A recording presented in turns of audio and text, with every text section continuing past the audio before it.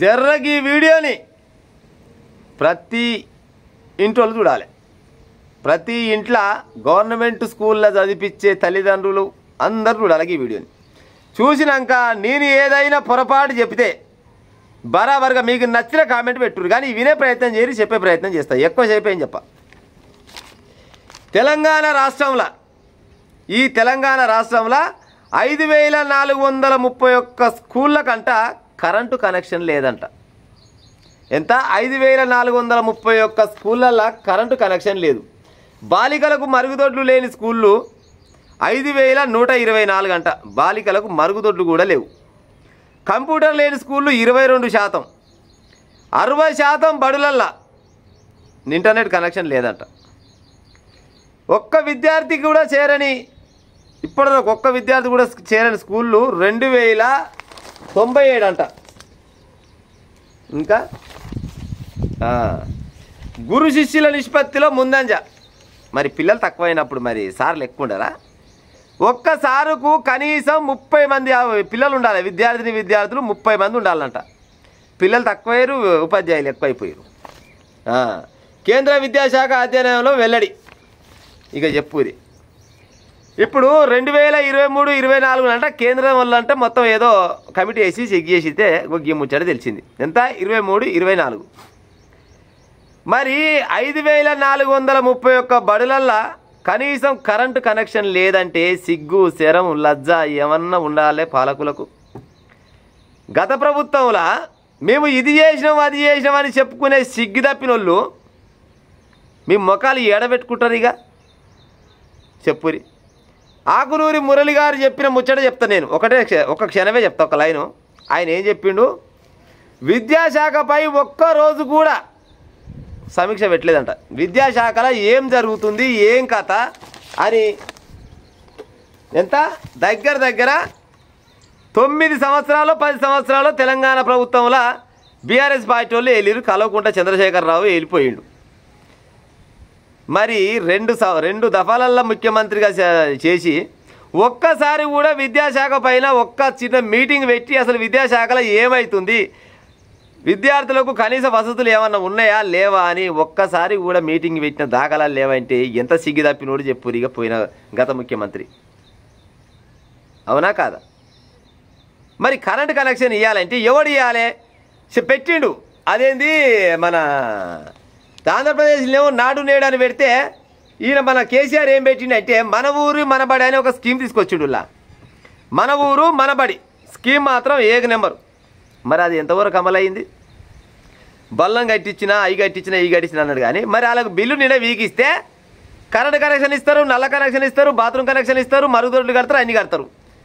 మరి ఇచ్చినోడు కావాలా పత్రాలు చిరగాలంటే ఏడకెళ్ళి కడతారు. అవునా కాదా? మరి మన ఊరు మనబడికి పెట్టిన నిధులన్నీ ఎక్కడ పోయినట్టు? పత్తకలేవు. మళ్ళీ చెప్తారు తెలంగాణ రాష్ట్రాన్ని మేము అభివృద్ధి చేసిపోయినాం, ఇప్పుడు వచ్చిన సర్కారు వాళ్ళు ఆగం చేస్తున్నారు అంటాడు. నువ్వు అభివృద్ధి చేసింది ఏంది, ఈయన ఆగం చేసింది ఏంది? మరి ప్రజలారా గిట్ట అడగొచ్చా? 5431 బడులల్లో కనీసం కరెంటు సౌకర్యం లేదు, ఇంటర్నెట్ సౌకర్యం లేదు. పిల్లలేమో తక్కువైపోయారు, సార్లేమో ఎక్కువైపోయారు. ఎంత? ఒక్క విద్యార్థి కూడా చేరని స్కూళ్ళు 2097 స్కూళ్ళు అంట. మరి ఎక్కడ పోతుంది విద్యా వ్యవస్థ? విద్యార్థులు చదువుకుంటేనే కదా దేశం బాగుపడేది. మరి అలా చదివే దూరం అయిపోతుండే పాడయ్యే. మరి ఎట్లా చెప్పురి? అమ్మాయిలైనా అబ్బాయిలైనా మరుగుదొడ్లు లేక ఎంత ఇబ్బంది పడుతుంటారు. మరి ఎవరు అడగాలి చెప్పురి? విద్యాశాఖకు అసలు ఎన్ని పైసలు ఖర్చు పెడుతున్నాం, అవి కరెక్ట్ ఖర్చు పెట్టే పైసలని కరెక్ట్ వెళ్ళిపోతున్నాయా, ఆడ జరగాల్సిన పనులన్నీ జరుగుతున్నాయా అని జరనన్న కనీసం మంచి కడుపుకు బోధింటట్టు చేయాలని ముచ్చట చేస్తే. ఇప్పుడు ఈయన వచ్చిండు ఓలు మన రేవంత్ రెడ్డి పటేల్ వచ్చి ఇదేదో పెట్టే కదా మన అమ్మ ఆదర్శ పాఠశాలలు పెట్టిండు. పెట్టిన కాడి నుంచి జర్రంతా అక్కడక్కడ మెరుగవుతున్నట్టున్నాయి. కరెంట్ కనెక్షన్ కానీ, లేకపోతే నల్ల కనెక్షన్ కానీ, లేకపోతే బాత్రూమ్లు కానీ గిసోండి జరుగుతున్నాయి. అంటే ఇప్పుడు జరుగుతున్నాయి కాడికనే చెప్తున్నాయి. ఇక కొంతమంది ఏం చేస్తారంటే తెలివి తక్కువ మూర్ఖులు ఏమనుకుంటారంటే అమ్మ కాంగ్రెస్ వాళ్ళని లేపుతున్నట్టుండు, బీఆర్ఎస్ వాళ్ళని పడగొడుతున్నట్టుండు, మరి ఇలా ఛానళ్ళకి ఏమైనా ఇస్తున్నా అని అనుకుంటూ కొంతమంది తెలివి తక్కువ మూర్ఖులు అనుకునే విషయాలు కసంటి అనుకుంటారు. కానీ ఆడ ఉన్నది ఉన్నట్టు చెప్పాలి. నిజాన్ని నిజం చెప్పాలి, అబద్ధాన్ని అబద్ధం చెప్పాలి. గట్ట అయితేనే ఛానల్ 4 రోజులు నడుస్తాయి. మా ఛానల్ కూడా ఉన్నది ఉన్నట్టు చెప్తాందుకే ఉన్నది ఛానల్. ఏదో లేని తీసుకొచ్చి ఓల్వో తరాజ పట్టుకొని జోగాల్సిన పని అయితే మా ఛానల్కి లేదు.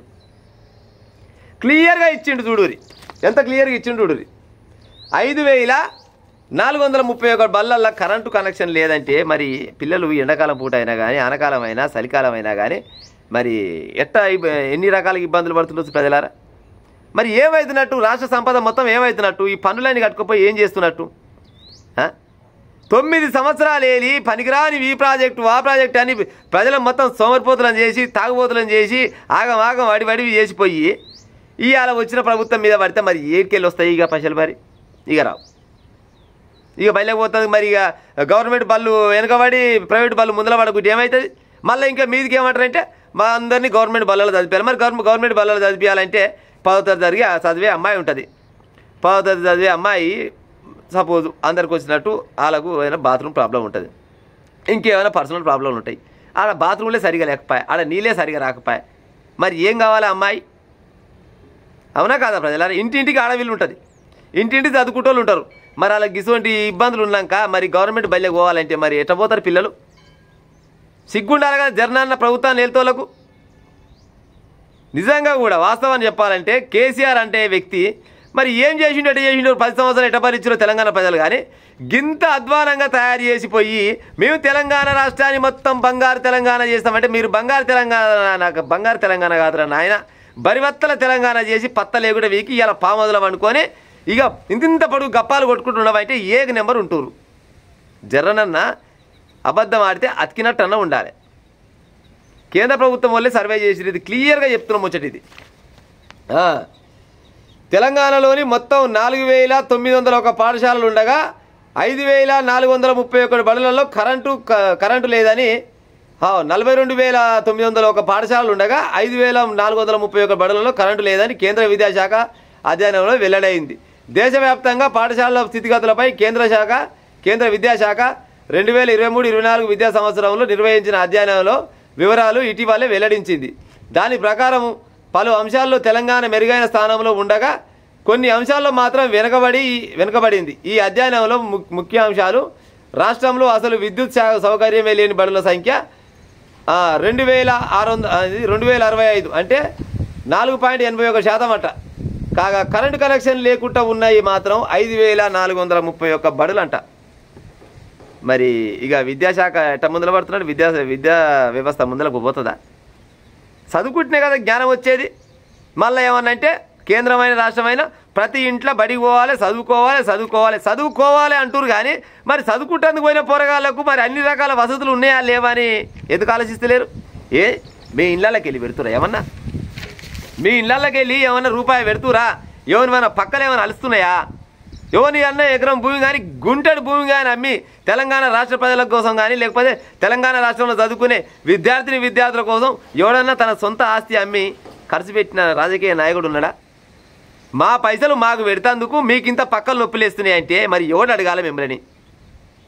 ప్రజలారా, మీ ఊర్లల్లో ఎక్కడైతే స్కూళ్ళల్లో కనీస వసతులు లేవనుకో బరాబర్గా రోడెక్కి ఎట్ట చేయర్రా మాకు ఈ పని, మా పిల్లలు ఇబ్బందుల పాలవుతారు, మా పిల్లలకు ఎలాంటి ఇబ్బంది లేకుండా ఉంచితేనే బయటకు పంపుతారు, లేకపోతే బడి పని చేయరు 4 రోజులు అని చెప్పురి. బడికి తాళం పెట్టి ఉపాయం చేయరు. అట్టయితే లెక్క ఇది క్లియర్ అవుతుండొచ్చు. అంతే కదా, లోపలికి పోకుండా చెట్ట కింద కూర్చొని చదువుకునే నష్టం లేదు. వెనకడికి ఎప్పుడో తాత ముత్తాతల కాలంలో ఉన్న వ్యవస్థ ఇప్పుడు మళ్ళీ మొదలవుతున్నట్టుంది. అప్పుడంటే కరెంట్ లేదు, లేకపోతే అన్ని రకాల వసతులు లేవు, ఆయన ఆదాయం లేదు, రాబడి లేదు, పోబడి లేదు, కాబట్టి గట్ట ఉన్నాయి. కానీ ఈ కాలంలో ఎన్ని రకాలుగా డబ్బులు వసూలు చేస్తున్నారు జనాల దగ్గర. మరి ఈ పైసలను కొనవే బల్లలో పెడితే ఏది ఆ విద్యా వ్యవస్థకు పెడితే వాళ్ళ చదువు అనేది చక్కగా అయిపోద్ది కదా. పిల్లలకు చదువు చెప్తాందుకు అన్ని సౌకర్యాలు ఉన్నాయా? వాళ్ళ చదువు చెప్పిన సార్ కట్టిన రిటైర్మెంట్ అయితే వాళ్ళకి పైసలు ఇచ్చిన దాఖలాలు లేవా? మరి ఏం చేస్తున్నాడు పైసలన్నీ?